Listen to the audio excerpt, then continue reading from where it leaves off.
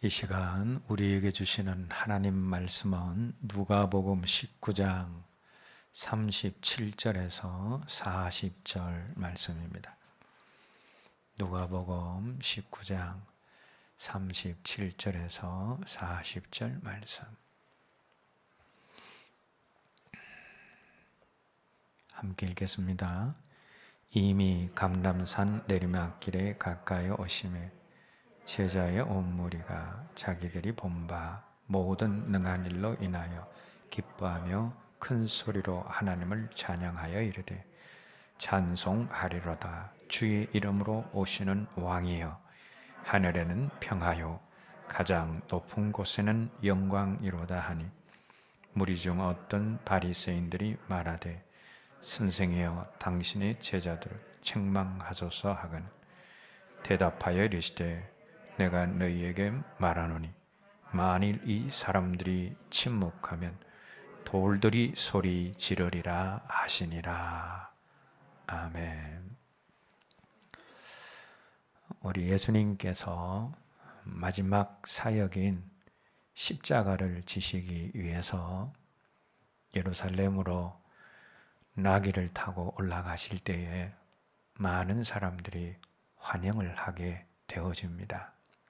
그러면서 제자들과 많은 무리들이 주님을 찬송하게 되어지는데, 그 찬양의 내용이 오늘 본문 30절 말씀에 나옵니다. 30절 말씀 다시 한번 읽겠습니다. 이르되 찬송하리로다. 주의 이름으로 오시는 왕이여, 하늘에는 평화요 가장 높은 곳에는 영광이로다.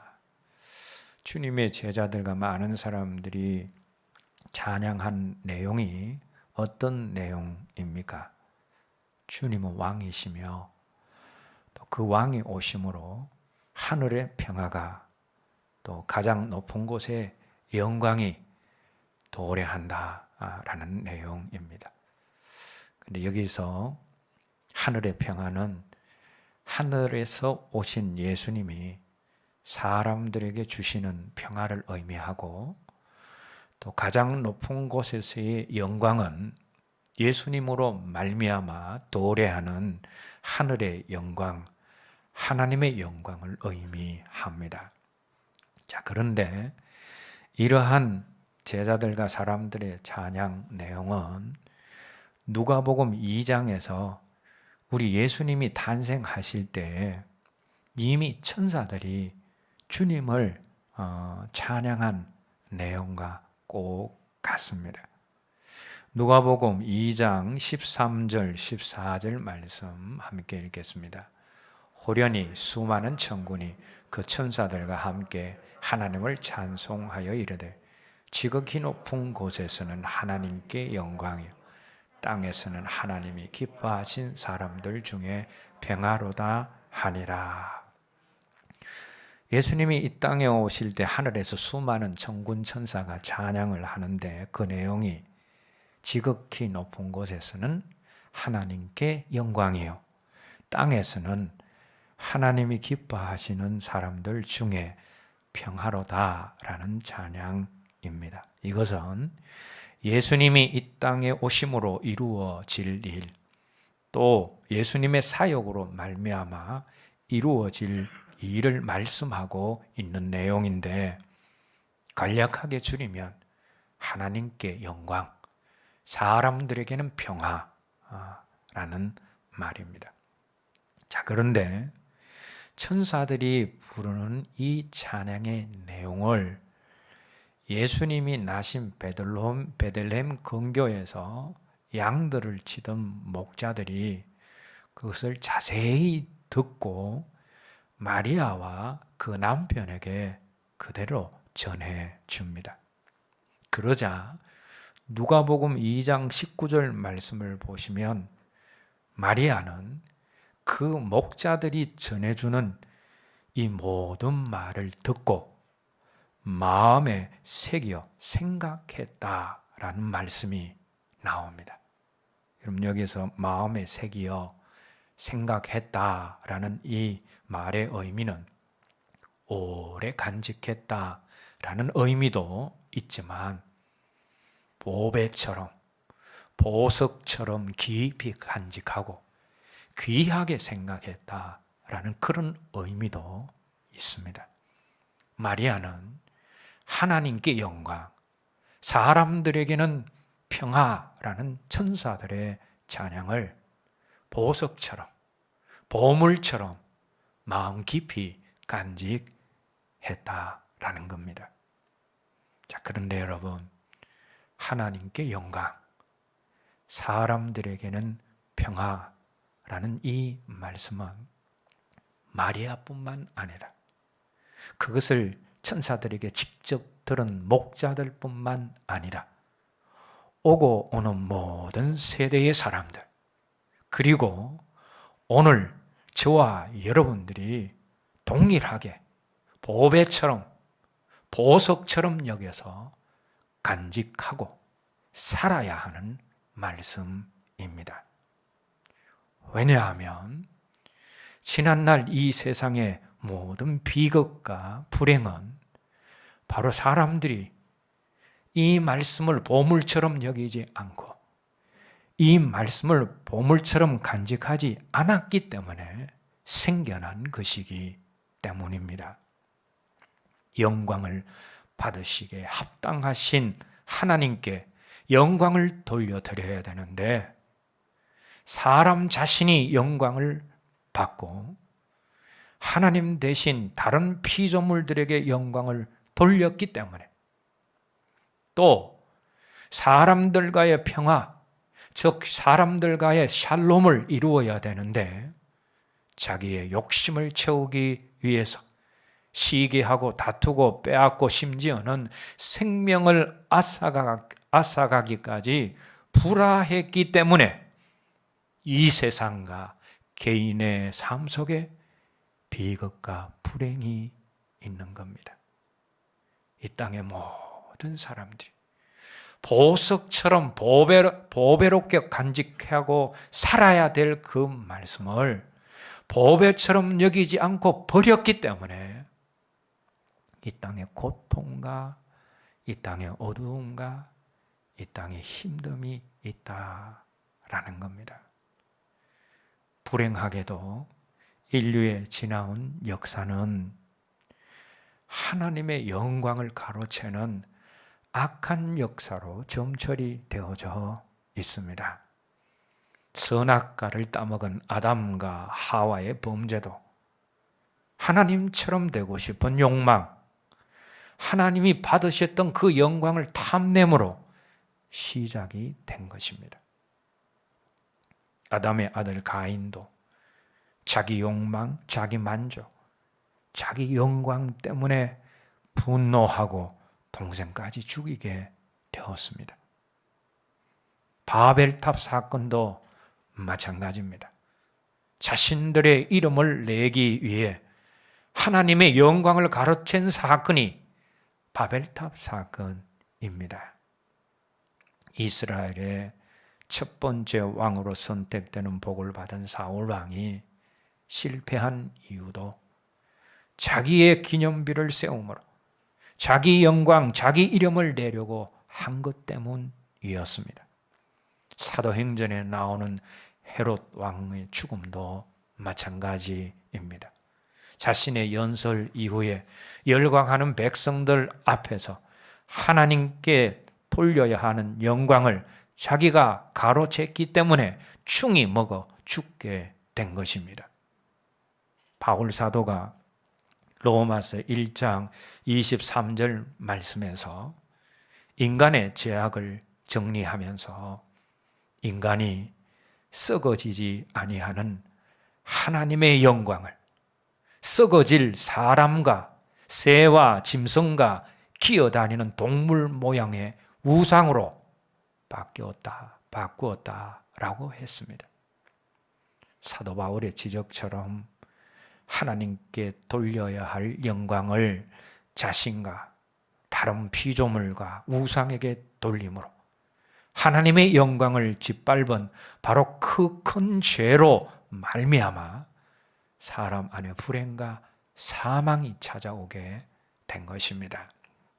그런데 우리 예수님이 오셔서 십자가를 지시고 그 십자가 위에서 하나님께 영광을 돌리심으로 죄인된 인간을 하나님의 영광을 찬미하는 의인으로 변화시키고 사단이 흐트러 놓은 그 질서를 바로 세워서 하나님을 하나님 되게 하고 사람을 사람 되게 하고 피조물을 피조물 되게 하심으로 짓밟힌 하나님의 영광을 회복하셨습니다.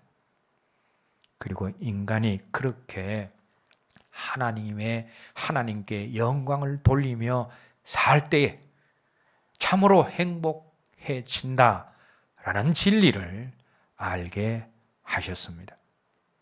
이것이 바로 천사들이 첫 번째 예언적인 찬송의 내용, 또 오늘 본문 속에서 제자들과 백성들이 부른 찬송의 내용인 하나님께 영광이다라는 말씀의 의미입니다.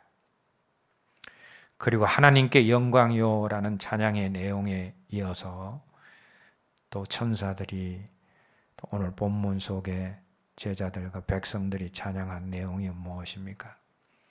하나님이 기뻐하시는 사람들 중에 평화로다라는 말씀입니다. 하나님이 기뻐하시는 사람들이라는 이 말씀 속에서 우리는 사람이 하나님의 기뻐하시는 존재다라는 사실을 알게 되어집니다. 그 사람이 얼마나 공부했는지, 그 사람이 얼마나 부유한지, 그 사람이 얼마나 큰 힘을 가졌는지 그것은 중요한 것이 아닙니다. 창조의 꽃으로 하나님의 형상으로 창조된 사람 자체가 하나님의 기쁨입니다. 하나님은 사람을 기뻐하십니다. 그래서 예수님이 범죄하고 타락하고 죄인으로 전락한 그 사람을 위해서 이 땅에 오셨고 그 사람을 위해서 십자가 위에서 죽으심으로 죄인된 사람과 거룩하신 하나님 사이에 평화를 이루셨습니다. 그리고 하나님과의 평화를 이룬 사람은 하나님이 기뻐하시는 사람들과 평화를 추구하는 삶을 살아야 합니다. 우리 주님께서 산상설교에서 화평케 하는 자가 하나님의 아들이다 라고 가르치셨습니다. 그리고 원수까지도 사랑하며 평화를 만들라고 가르치셨습니다. 이 가르침을 받은 사도 바울도 우리에게 로마서 12장 8절 말씀에서 할 수 있거더니 너희로서는 모든 사람과 더불어 화목하라 라고 했습니다. 우리가 화목해야 할 사람은 나와 잘 통하는 사람이 아닙니다. 나를 존중하는 사람만이 아닙니다. 모든 사람입니다. 모든 사람과 화목하라 라고 했습니다. 그래서 우리의 마음에 누군가에 대한 미움을 품지 않고 사는 것이 참 중요합니다. 원수를 만들지 않고 적을 만들지 않고 미워하는 사람 없이 사는 것, 그것이 중요하다라는 겁니다. 그렇게 되려면 내가 어느 곳에 있든지 문제를 일으키는 트러블 메이커가 아니라 피스 메이커가 되어야 합니다. 교회 안에 보면 아무것도 아닌 일에 사사건건 트러블을 일으키는 그런 사람들이 있습니다. 근데 그런 사람이 되면 안 됩니다. 어느 곳에 무슨 일이든지 평화를 이루는 샬롬을 이루는 사람들이 되어야 하는 것입니다. 이사야서 11장 6절에서 9절 말씀 함께 읽겠습니다. 그때에 이리가 어린 양과 함께 살며 표범이 어린 염소와 함께 누우며 송아지와 어린 사자와 살진 짐승이 힘이 있어 어린 아기에게 끌리며 곰이 함께 먹으며 그것들의 새끼가 함께 엎드리며 사자가 소처럼 풀을 먹을 것이며 젖 먹는 아이가 독사의 구멍에서 장난하며 젖된 어린 아이가 독사의 굴에 손을 넣을 것이 내가 거룩한 산 모든 곳에 해됨도 없고 상함도 없을 것이니 이는 물이 바다를 덮은 같이 여호와를 아는 지식이 세상에 충만할 것임이니라.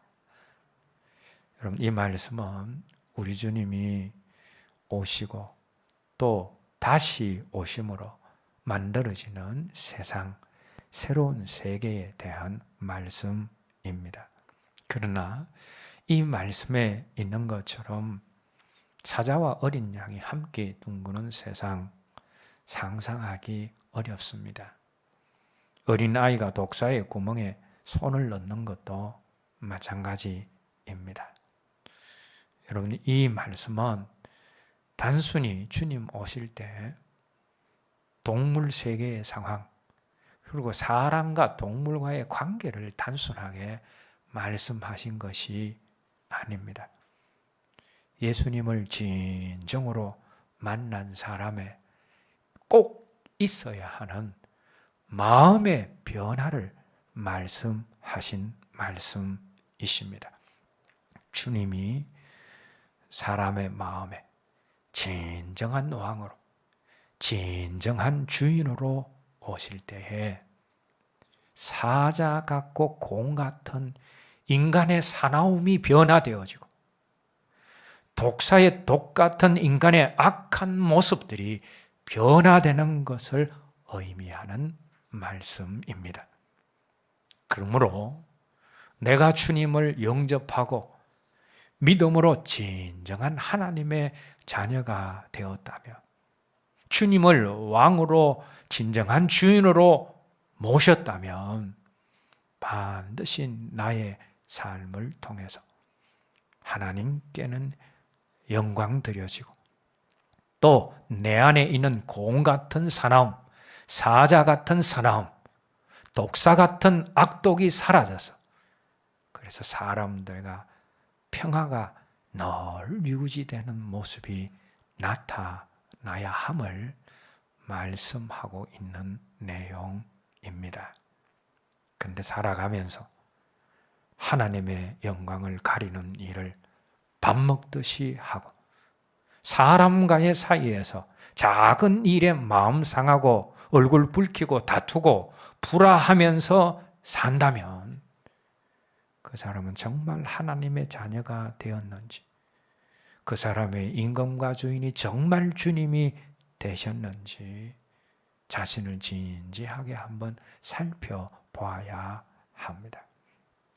더욱이 나이가 들어서 하나님께 가까이 갈 때가 다 되었음에도 불구하고 여전히 자기 영광을 구하고 사나움과 독함이 아직 자기 속에 살아 있다면 내가 정말 하나님의 자녀가 되었는지, 내 인생의 임금과 주인이 주님이신지 정직하게 한번 살펴볼 수 있어야 합니다.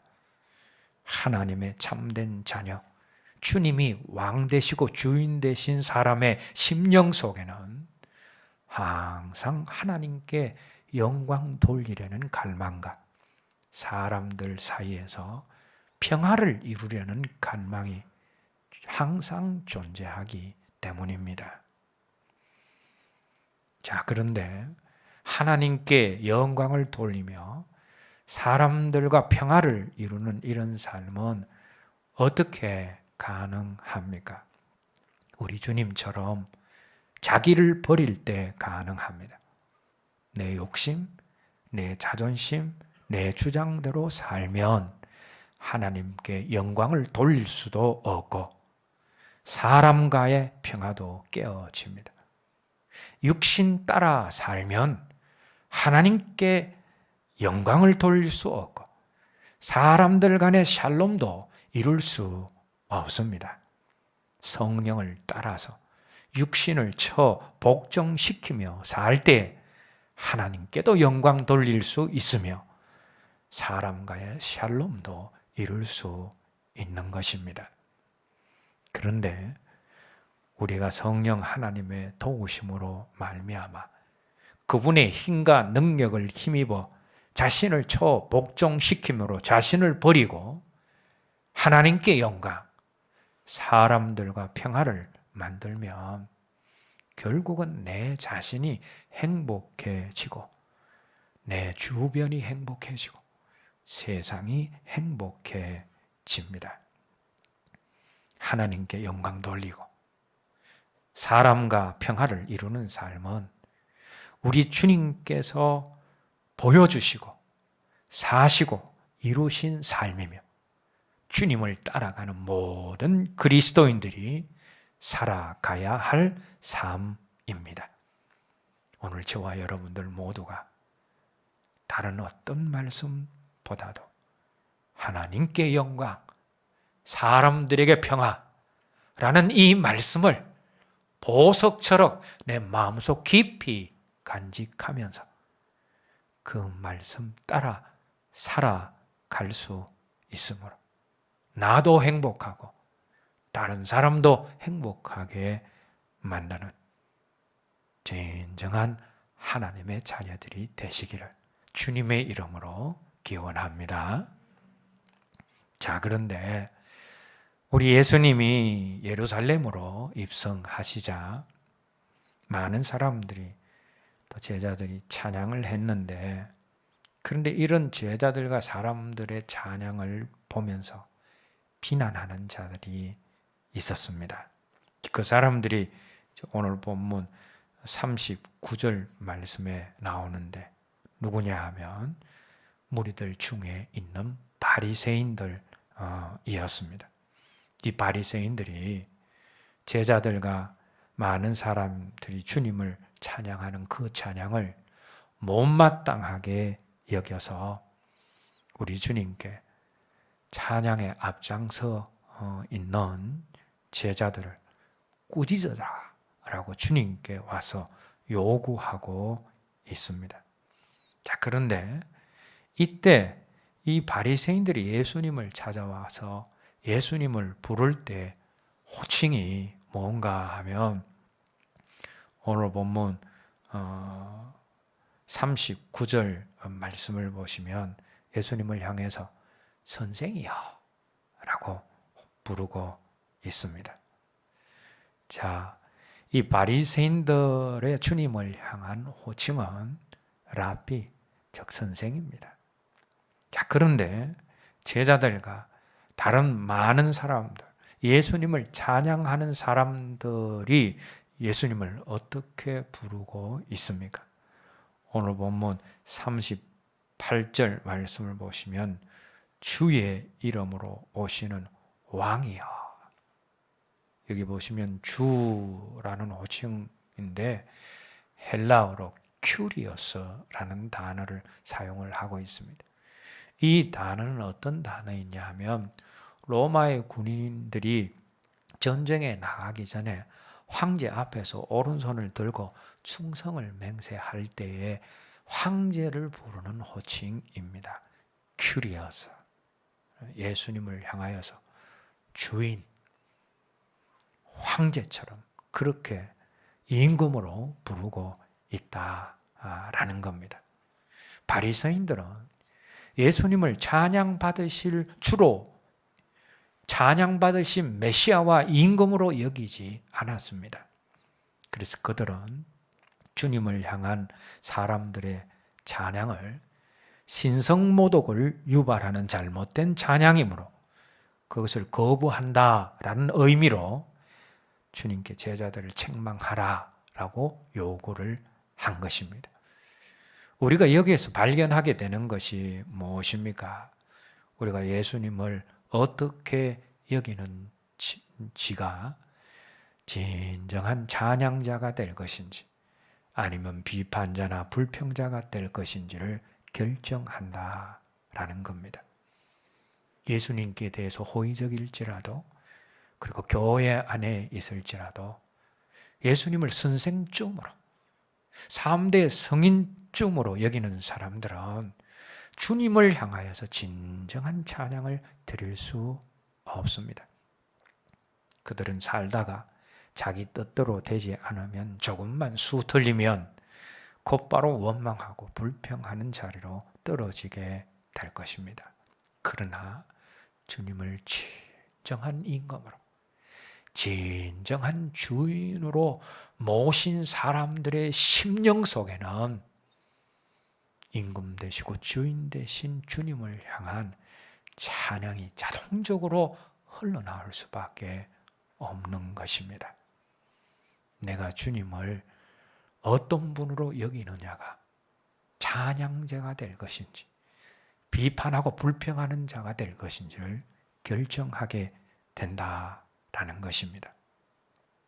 오늘 저와 여러분들 모두가 우리 주님이 진정한 주인 되시고 또 진정한 임금이 되셔서 여러분들의 심령 속에서 주님을 향한 진정한 찬양이 늘 흘러나오시기를 주님의 이름으로 기원합니다. 자, 그런데 주님을 찬양하는 자들을 싫어하는 바리새인들로부터 제자들을 꾸짖으라 라는 요구를 받은 우리 주님의 그 바리새인들에 대한 대답이 어떠했느냐? 그것이 오늘 본문 40절 말씀에 나옵니다. 40절 말씀 함께 읽겠습니다. 대답하여 이르시되 내가 너희에게 말하노니 만일 이 사람들이 침묵하면 돌들이 소리 지르리라 하시니라. 여기 나오는 이 말씀은 하박국 2장 11절 말씀에 담에서 돌들이 부르짖고 집에서 들보가 응답하리라 라는 그런 말씀이 하박국 2장의 11절 말씀에 나오는데 우리 주님이 그걸 부분적으로 인용하신 말씀입니다. 주님이 언급하신 이 돌들이 소리 지르리라 라는 이 말씀은 찬양하는 제자들을 꾸짖으라 라는 바리새인들의 요구를 우리 주님이 한마디로 묵살하신 대답입니다. 그리고 이 말씀은 예수님을 메시아로 환호하는 제자들과 백성들의 찬양이 정당함을 확인한 말씀이고 또 반드시 그렇게 찬양되어야만 한다라는 찬양의 당위성을 주장하는 말씀이기도 합니다. 다시 말하면 예수님께 대한 메시아적 찬양은 특정한 사람들의 비뚤어진 생각과 뜻에 따라서 제한될 성질의 것이 아니라 하나님의 영원하신 섭리와 계획하에 반드시 이루어져야 할 그런 사실이다라는 말씀입니다. 뿐만 아니라 우리 주님을 향한 그 찬양은 세상 마지막 때까지 계속 선포되어야 할 내용이므로 마땅히 주님을 찬양해야 할 상황에서 침묵을 지키는 것은 곧 죄가 된다라는 의미도 함께 함축하고 있는 말씀이기도 합니다.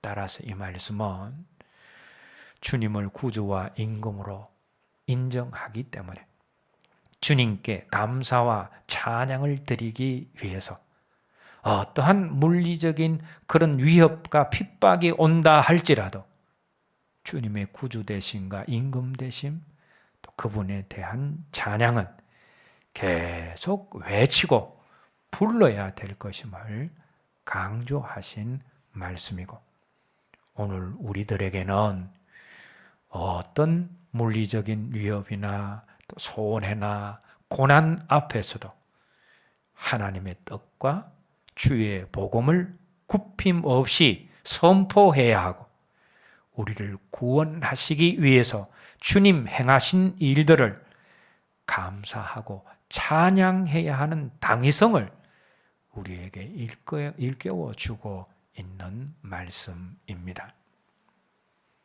그런데 오늘 우리 주변에 본문 속에 나오는 바리새인 같은 사람들이 많이 있습니다. 옳은 일을 하면 싫어하는 사람들, 바른 일을 하면 싫어하는 사람들이 있습니다. 착하게 살고 말씀대로 살면 속으로 욕을 하기도 합니다. 그들은 함께 흉보고 덕이 되지 않는 이야기를 나눌 때에 건전한 화제를 펼치면 왕따를 만들어 버리기도 합니다. 그러나 그럼에도 불구하고 착한 내가 옳은 것이고 선하고 마땅한 일을 하는 내가 옳은 것입니다. 그래서 선한 일, 옳은 일, 바른 일은 누가 뭐라 할지라도 끝까지 할 수 있어야 합니다. 믿는 자들의 주님을 향한 감사와 찬양은 옳은 일이고 바른 일이고 끝까지 해야 하는, 끝까지 빼앗기지 말아야 하는 일입니다. 그런데 우리의 감사와 찬양을 굉장히 싫어하는 존재가 있습니다. 바로 사단입니다. 감사와 찬양의 능력을 알기 때문에 사단이 우리가 찬양하고 감사하는 것을 굉장히 싫어합니다. 그리고 우리의 아름다운 신앙을 시샘하는 것도 사단입니다. 그래서 악한 사단은 할 수만 있으면 우리의 신앙을 무너뜨리려고 하고, 할 수만 있으면 우리의 감사와 찬양을 빼앗아 가려고 합니다. 그럼에도 불구하고 우리는 신앙을 지켜야 되고 감사와 찬양을 빼앗겨서는 안 됩니다. 욥의 아름다운 신앙을 시기한 자가 누구입니까? 바로 사단입니다. 그래서 욥은 여러 가지 고난을 당합니다. 그러나 그럼에도 불구하고 욥은 여전히 고난 중에서도 하나님을 찬양하고 하나님께 감사를 드립니다. 욥은 어떤 상황 가운데서도 감사와 찬양을 빼앗기지 않았습니다. 그러나 광야의 이스라엘 백성들은 애굽에서 그들을 구원하시고 홍해를 건너게 하신 구원의 하나님을 향한 감사와 찬양을 광야에서 조그마한 그런 불편 때문에, 그런 불편함을 만났을 때 빼앗겼습니다. 그래서 광야 내내 원망하고 불평하는 삶을 살았습니다. 그것이 그들의 신앙까지 흔들었습니다. 광야의 이스라엘 백성들은 하나님을 찬양하기 싫어하는 사단의 모습을 닮아서 광야 내내 원망하고 불평하며 살다가 가나안 땅에 들어가지 못했습니다.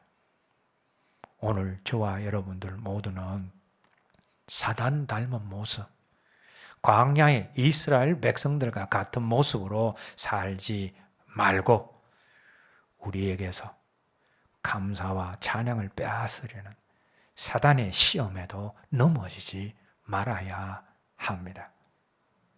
사람의 입을 막는다고 주님을 향한 찬양, 하나님을 향한 찬양이 그치지 않습니다. 찬양해야 할 사람들, 마땅히 찬양하고 감사해야 할 사람들이 찬양하지 않게 되어지면 꽃들이 찬양하고 새들이 찬양하고, 그리고 오늘 말씀에 의하면 돌들까지라도 그 주님을, 하나님을 찬양하고 찬송할 것입니다. 내가 마땅히 해야 할 일을 누군가 빼앗아 간다면 그것은 안타까운 일입니다. 더욱이 그 일을 돌들이 빼앗아간다면 얼마나 부끄럽겠습니까? 우리가 돌보다 못하면 되겠습니까? 오늘 예배드리는 저와 여러분들 모두가 어떤 경우에도 우리의 구원자 되시고 우리의 주인 되시고 우리의 임금 되신 주님을 향한 우리의 감사와 찬양을 빼앗기지 않는 저와 여러분 모두가 되었으면 합니다. 이제 찬양 부르시고 난 다음에 오늘 들은 말씀 가지고 함께 기도하도록 하겠습니다.